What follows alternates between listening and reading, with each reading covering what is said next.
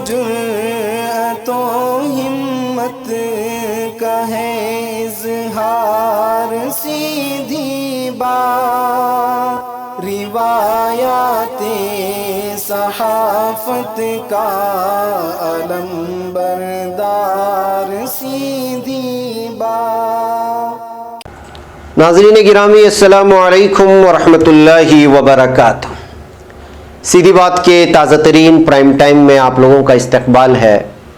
ناظرین، میں انصار عزیز ندوی اس وقت آپ لوگوں کے سامنے کچھ اہم ترین خبریں، کچھ ویڈیوز، کچھ تصویریں اور کچھ تنقیدی تبصرے لے کر کے حاضر ہوا۔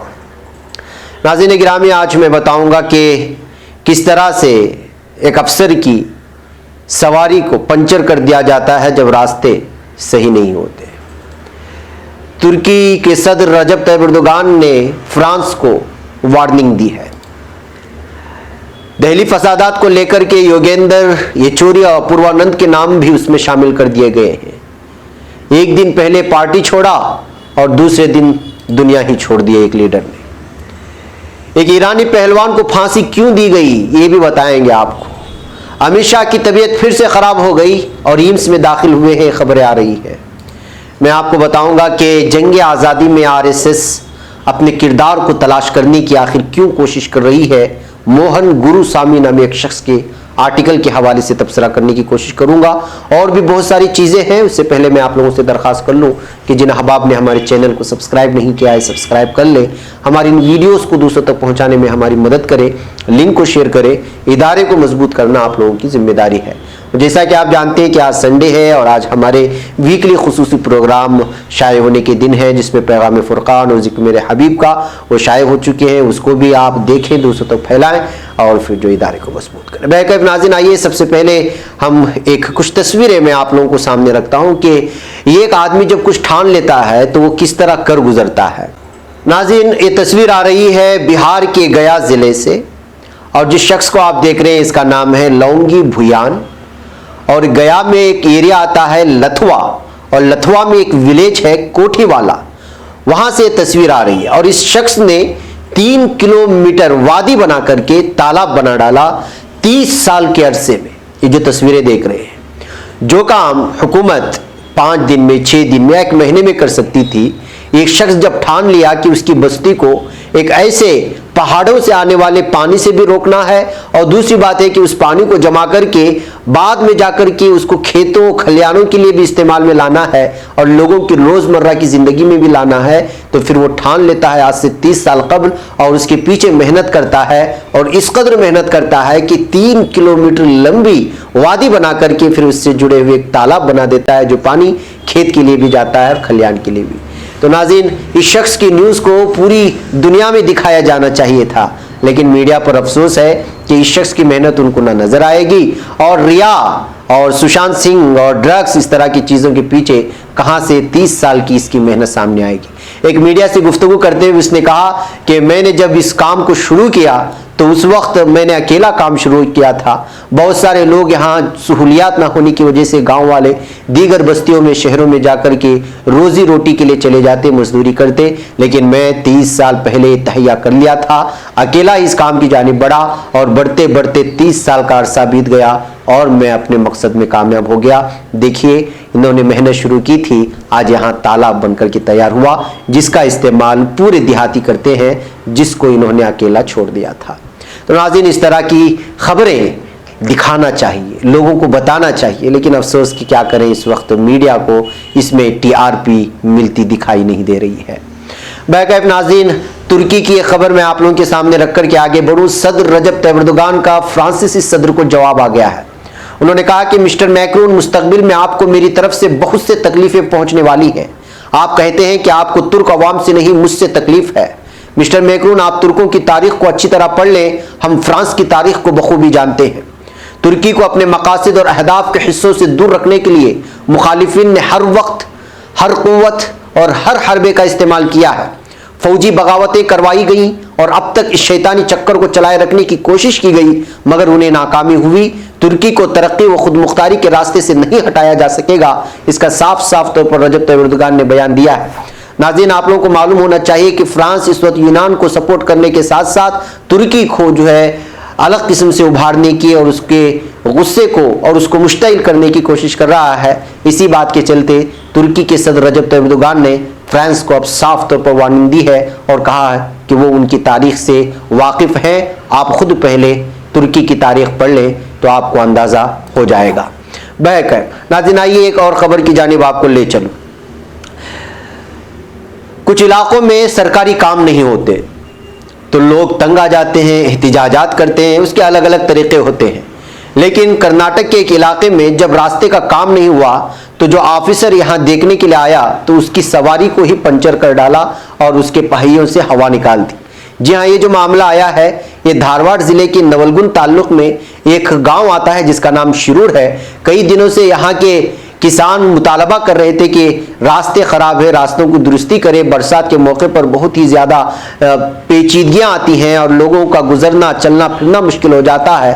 3 سال سے جو مطالبے سرکار کو کی جا رہے تھے اس کو مطالبہ مکمل نہیں ہوا تو کسی طرح ایک افسر جو پانی کے محکمہ آبپاشی سے تعلق رکھنے والا ہے, شری دھر جس کا نام ہے, وہ شرور کے دیہاتیوں سے ملنے کے لیے یہاں پہنچا تو مشتعل کسانوں نے اس کی گاڑی کو پنچر کر کے احتجاج درج کروایا اور کہا کہ پہلے راستے درست کرو, بعد میں یہاں کے لوگوں کے حالات معلوم کرنے کے لیے آؤ.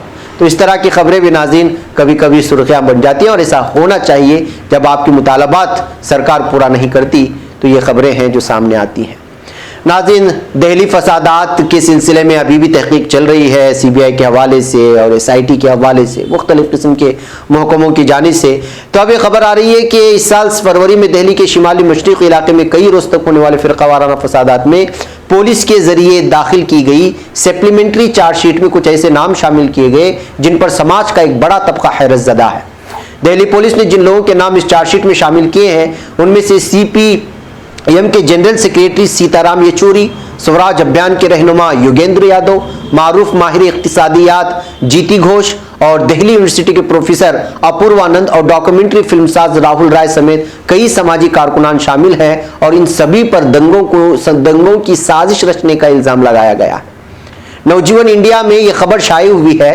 اس کے مطابق دہلی پولیس نے دہلی کے جعفر آباد تشدد معاملے میں پنجرا توڑ تنظیم کی دیوانگنا کالیتا, نتاشا ناروال اور گلفشاں فاطمی کے خلاف FIR درج کر کے انہیں گرفتار کیا تھا. اسی معاملے میں اپنی چارج شیٹ میں ملزمین کے بیانوں کی بنیاد پر CPM رہنما اور دیگر لوگوں کے ناموں کو سازش رچنے کے الزام میں شامل کیا گیا ہے. نوجیون میں شائع خبر کے مطابق چارج شیٹ میں پولیس کا دعویٰ ہے کہ جعفر آباد تشدد سے جڑے معاملے میں گرفتار دیوانگنا کلیتا اور نتاشا ناروال نے نہ صرف فساد میں اپنے کردار کا اعتراف کیا بلکہ کہا ہے کہ شہریت ترمیمی قانون یعنی CAA مخالف مظاہروں میں اپوروانند, راہل رائے اور جیتی گھوش نے ان کی رہنمائی کی. دونوں نے اعتراف کیا کہ دسمبر میں دریا گنج میں اور فروری میں جعفر آباد میں ان مظاہروں کو منظم کرنے کا کام ان تینوں کے کہنے پر کیا گیا تھا. تو ناظرین اس طرح سے اب پتہ نہیں کلیتا یا دیوانگنا جنہوں نے بھی جو بھی چیزیں کہی ہیں وہ کس دباؤ میں آ کر اس بات کو مانا ہے.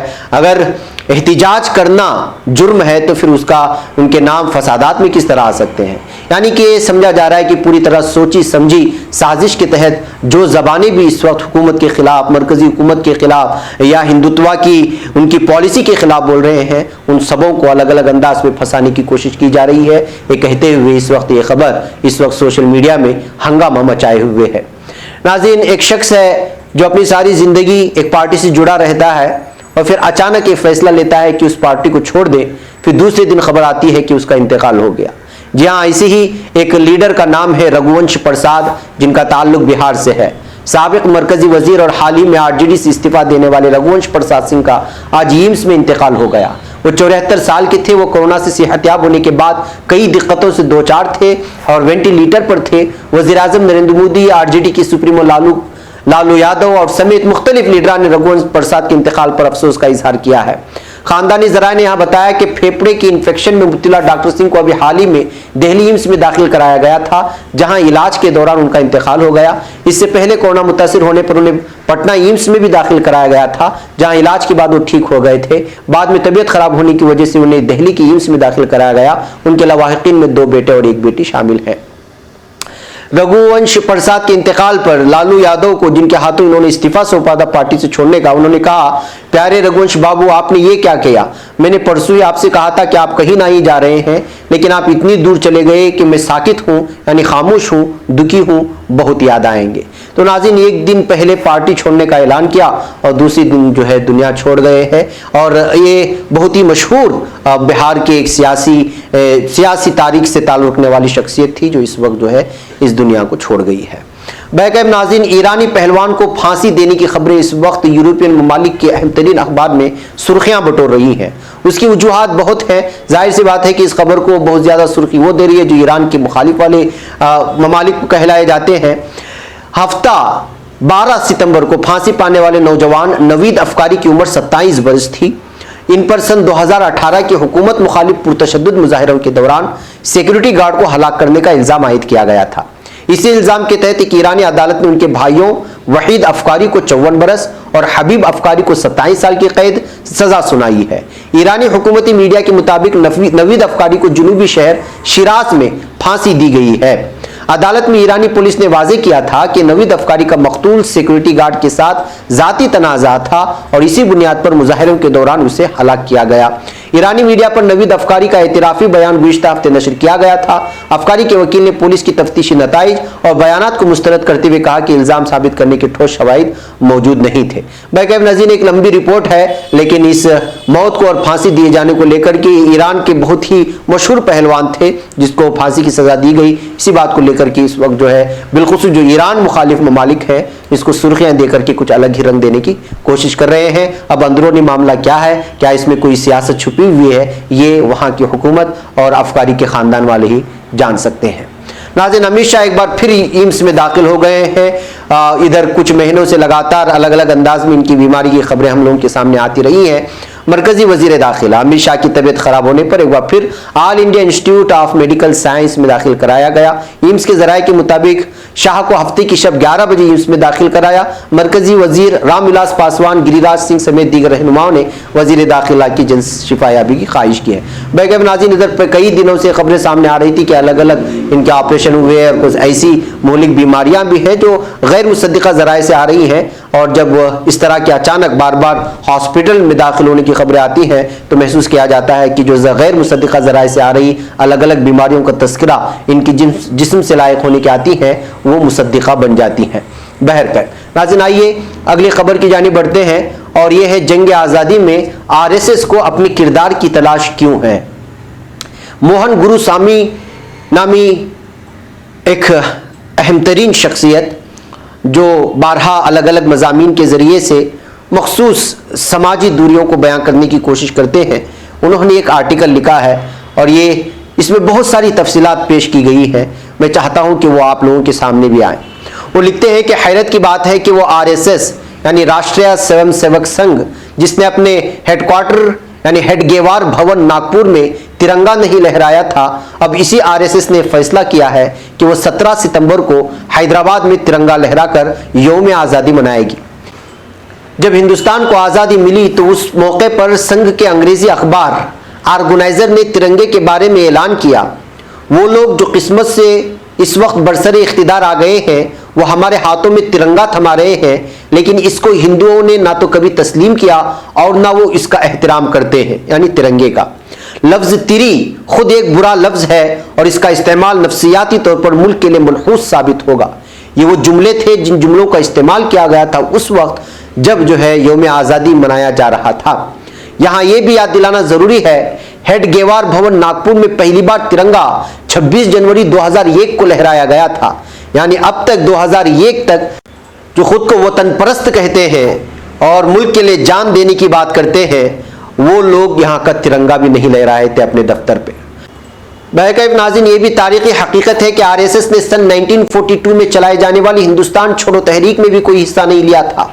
खुद को इस इल्ज़ाम से बचाने के लिए 1942 की तहरीक में उसकी कोई शिरकत नहीं थी। संघ ने 1990 की दिहाई में ये प्रोपेगेंडा शुरू किया कि बातेश्वर नाम की जगह पर इस तहरीक में अटल बिहारी वाजपेयी शरीक हुए थे। اس سلسلے میں سنگ کو محض خفت کا سامنا ہوا، کیونکہ فرنٹ لائن انگریزی میگزین نے اپنے ایک شمارے میں اٹل بہاری واجپئی کا وہ حلفیہ بیان شائع کر دیا جو انہوں نے عدالت کو پیش کیا تھا، اور جس میں تسلیم کیا گیا تھا کہ وہ محض ایک تماشبین کے طور پر وہاں کھڑے تھے جہاں ہنگامہ ہو رہا تھا۔ دراصل حیدرآباد، جوناگڑھ اور جموں کشمیر ریاستوں میں سن 1947 میں آزادی کے فوراً بعد ہندوستان میں شمولیت نہیں اختیار کی تھی۔ جموں کشمیر نے ہندوستان کے ساتھ اپنے الحاق کا اعلان 26 اکتوبر سن 1947 میں اس وقت کیا جب پاکستانی حملہ سری نگر کے دروازے تک پہنچ چکے تھے۔ نواب آف جوناگڑھ نے تو پاکستان کے ساتھ الحاق کا اعلان بھی کر دیا تھا، لیکن وہاں بغاوت پھوٹ پڑی، جس کے بعد سن 1947 کے معاہدے کو جوناگڑھ پر لاگو کیے جانے کے بعد اس کا الحاق ہندوستان کے ساتھ ہو گیا اور نواب نے پاکستان میں پناہ لی۔ RSS نے اس سے قبل کبھی حیدرآباد یا جوناگڑھ کا ہندوستان کے ساتھ الحاق کا کوئی جشن نہیں منایا تھا، لیکن اب وہ حیدرآباد کے الحاق کا جشن زور و شور سے منانے جا رہی ہے، جس میں اس کا کوئی رول نہیں تھا۔ دراصل اب سنگ بھی جنگ آزادی میں اپنے لیے جگہ بنانے کی کوشش کر رہی ہے اور اس طرح کے موقع پر وہ خود نمائی بھی کرتی ہے تاکہ لوگوں کو بیوقوف بنایا جا سکے۔ آزادی کے وقت حیدرآباد سب سے بڑی شاہی ریاست تھی اور معیشت کے اعتبار سے بھی دوسری ریاستوں سے آگے تھی۔ اس کا 826.98 اسکوائر کلومیٹر کا رقبہ انگلینڈ اور اسکاٹ لینڈ کے مجموعی رقبے سے بھی زیادہ تھا۔ سن 1941 کی مردم شماری کے اعداد و شمار کے مطابق اس وقت حیدرآباد کی کل آبادی 16.34 ملین تھی، جس میں 85% سے زیادہ افراد ہندو اور 12% مسلمان تھے۔ یہاں مختلف زبانوں میں گفت و شنید کرنے والے افراد رہتے تھے، جن میں تیلگو بولنے والے 48.2% تھے، مراٹھی 26.4% افراد بولتے تھے، کنڑا بولنے والے 12.3% تھے اور اردو بولنے والوں کی تعداد بھی 12.3% تھی۔ ریاست حیدرآباد پر مسلمانوں کا غلبہ تھا اور ہندو اکثریت کی حکومت میں شراکت داری قدر کم تھی۔ یہ اسی طرح کی بات ہے جیسے مسلم اکثریتی ریاست جموں کشمیر میں کثرت والی مسلم آبادی کو سرکار میں بہت کم مواقع حاصل تھے۔ ایسا نہیں تھا کہ ریاست حیدرآباد میں ہندوؤں کی کوئی جگہ ہی نہیں تھی۔ دراصل یہاں ہندو شرفا کا اپنا ایک الگ گروہ تھا، ان میں سے کئی افراد ریاست کے وزیر اعظم کے عہدے پر بھی فائز رہے۔ مثلا مہاراجہ چندومل سن 1833-44 کے درمیان سکندر جہاں کے شاہی دور میں وزیر اعظم رہے۔ سرکشن پرساد سن 1902 یعنی 1902 سے 12 تک وزیر اعظم رہے، مگر حیدرآباد ریاست مسلمانوں کی ریاست تھی اور مسلمانوں کے حق میں کارگر تھی۔ سن 1911 کے اعداد و شمار سے پتہ چلتا ہے کہ اس وقت 70% پولیس، 55% فوج اور 26% سرکاری نوکریاں مسلمانوں کے پاس تھی۔ ایک رپورٹ کے مطابق سن 1941 میں سول سروسز کے کل 1765 افسران میں سے 1286 افسران مسلمان تھے، جبکہ 421 ہندو بقیہ دیگر مذاہب کے افراد تھے۔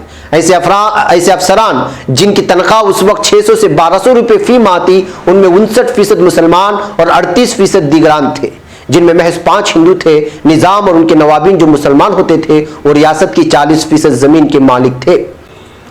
لیکن آج بھی حیدرآباد میں بی جے پی کا اثر محض پرانے شہر تک ہی محدود ہے اور یہ علاقہ مجلس اتحاد المسلمین کا گڑھ ہے جو بی جے پی کی کٹر دشمن مانی جاتی ہے۔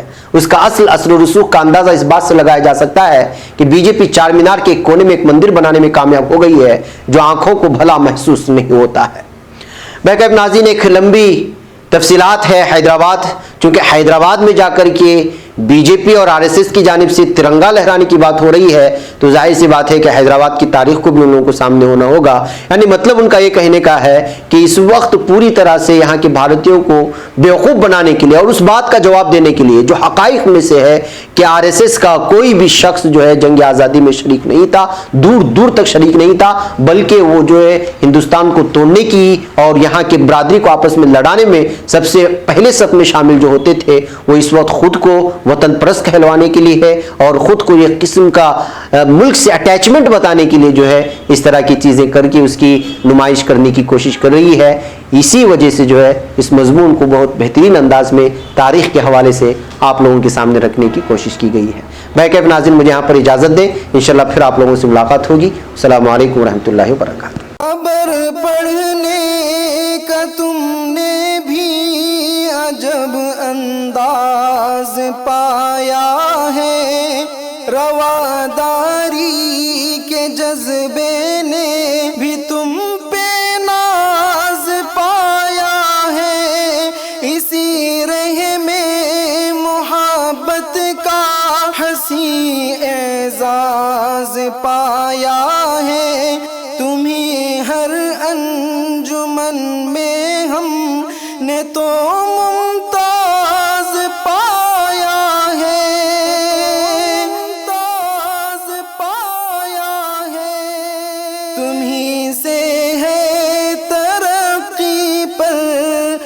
عزیز انصار سیدھی بات عظیمت جرأت و ہمت